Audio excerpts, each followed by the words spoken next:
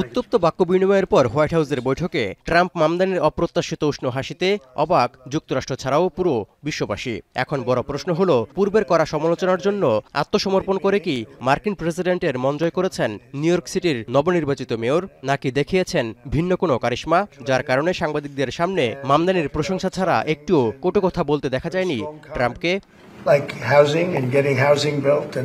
এ অবস্থায় দেখা গেছে নিজের অবস্থানে বেশ অনড় ছিলেন জোহরান মামদানি। সাংবাদিকদের প্রশ্নের জবাব থেকেই তার প্রমাণ মেলে।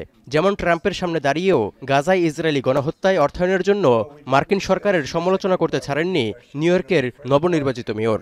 I've spoken about the Israeli government committing genocide, and I've spoken about our government funding it. And I shared with the president in our meeting about the concern that many New Yorkers have of wanting their tax dollars to go towards the benefit of New Yorkers and their ability to afford basic dignity. ইসরায়েলের প্রধানমন্ত্রী Benjamin Netanyahu যদি new York সফর করেন, তাহলে তাকে গ্রেপ্তার করা থেকে বিরত রাখার জন্য কোনো পদক্ষেপ নেওয়া হবে কিনা সাংবাদিকদের এমন প্রশ্নের মুখোমুখিও হতে হয় মার্কিন প্রেসিডেন্টকে।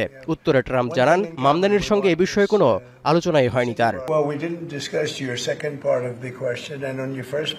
কিছুদিন আগে ট্রাম্পকে স্বৈরশাসক এবং দেশের সাথে বিশ্বাসঘাতকতা করছেন এমন মন্তব্য প্রত্যাহার করার পরিকল্পনা আছে কিনা জানতে চাইলে মামদানি বলেন, তার দৃষ্টিভঙ্গিতে তিনি খুবই স্পষ্ট।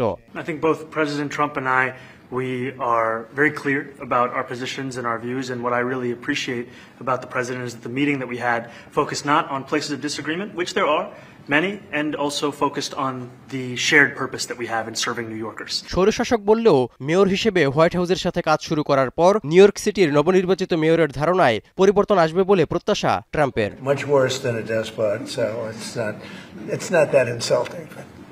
Maybe I think he'll change his mind after we get to working together. Yes, please.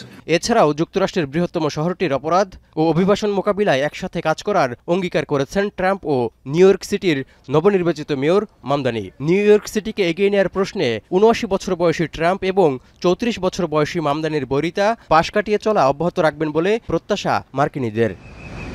Touhidur Rahman, এখন বিশ্ব।